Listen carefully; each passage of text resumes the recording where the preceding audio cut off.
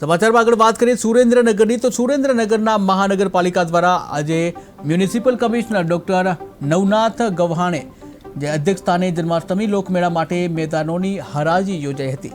સુરેન્દ્રનગર શહેરના Shri MP Shah college મેદાન ઉપર અંદાજે 9 ટેન્ડર વચ્ચે હરાજી યોજાઈ હતી। ત્યારે હરાજીના અંતે કાઠિયાવાડી બીડી ઉદ્યોગના શ્રી દીપકભાઈ કોરિયા દ્વારા ₹1.51 કરોડની સૌથી ઊંચી બોલી મૂકવામાં આવી હતી અને તેઓને મેદાન ફાળવવામાં આવ્યું। બીજી તરફ વઢવાણ લોકમેળાના મેદાન માટે પણ અંદાજિત 10 ટેન્ડરોએ વચ્ચે જે સ્પર્ધા જોવા મળી હતી, જ્યાં જય સોમનાથ મિનરલ્સના શ્રી ધર્મેન્દ્રસિંહ રાઠોડે 85.86 લાખની અંતિમ બોલી આપી મેદાન હાંસલ કર્યું।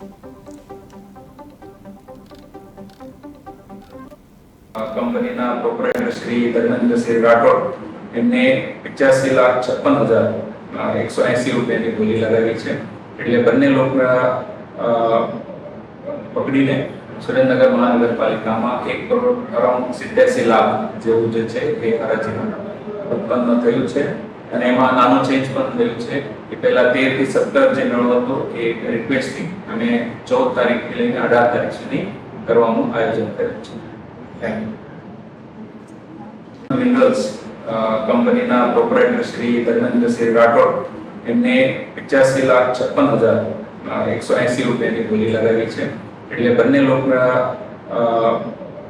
પકડીને સુરેન્દ્રનગર મહાનગરપાલિકામાં 1 કરોડ અરાઉન્ડ 87 લાખ જેવું જે છે એ હરાજીમાં ઉત્પન્ન થયું છે અને એમાં નાનો ચેન્જ પણ થયું છે કે પહેલા 13 થી 17 જે મેળો હતો એ રિક્વેસ્ટિંગ અને 14 તારીખથી લઈને 18 તારીખ સુધી કરવાનું આયોજન કર્યું છે।